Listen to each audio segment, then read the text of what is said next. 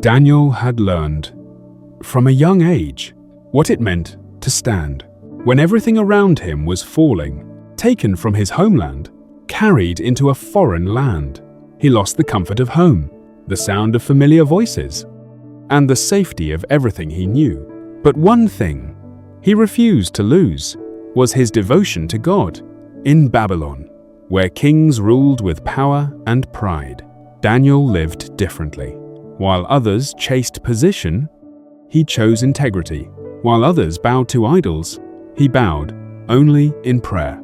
3 times a day, without fail, he opened his window and spoke to God, not in fear, but in trust. And God honored that faith. Daniel was given wisdom beyond his years. He understood mysteries and spoke truth, even when it was dangerous. Kings noticed him. Kingdoms relied on him, but not everyone was pleased. Jealousy began to grow. Quietly, dangerously, they watched him closely, searching for a flaw, a weakness. But there was nothing. His life was clean, his character strong. The only thing they could use against him was his love for God. So, they made a plan. They went to the king and said, "For 30 days, no one should pray, except to you." And the king, unaware, agreed. The law was signed, and it could not be changed. Daniel knew. He understood the danger.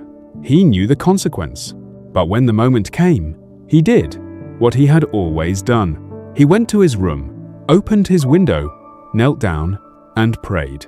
Not louder, not secretly, just faithfully. And they saw him. They rushed to the king. "Daniel has broken your law." The king's heart sank. He trusted Daniel. He respected him.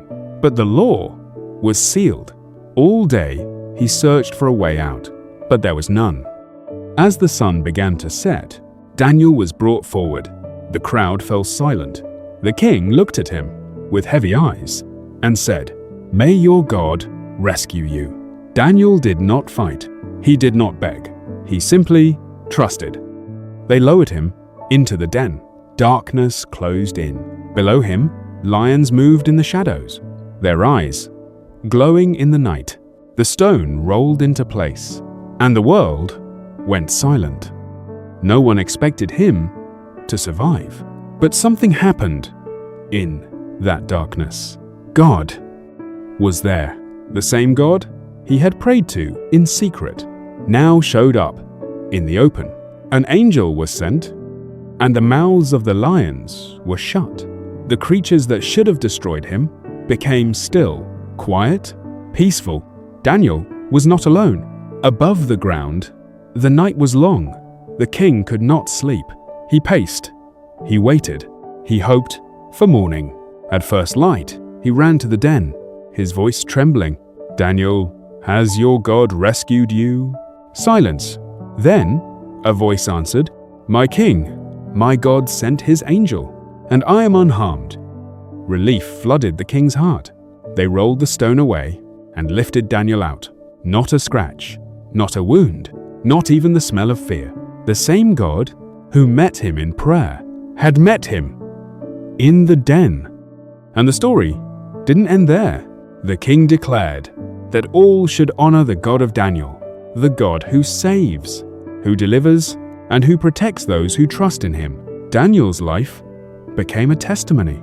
That faith is not just words spoken in comfort, but trust held firm in the face of danger. And years later, another innocent man would stand trial. He would be betrayed, falsely accused, and led to suffering. Unlike Daniel, he would not be rescued from the pain. He would carry it.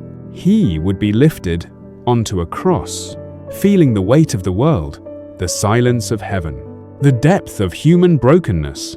And for a moment, it would seem like darkness had won, like hope had been buried. But just like the stone over Daniel's den, that was not the end, because God still moves in the dark. 3 days later, life broke through death. Light overcame darkness. Hope rose again.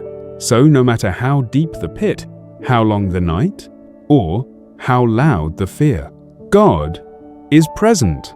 He is the God who sees, the God who saves, the God who stays. And if he stood with Daniel in a den of lions and brought life from a sealed tomb, then he can meet you right where you are. So when fear rises, choose faith. When pressure comes, stand firm. And when the night feels long, remember, morning is coming. You are not alone.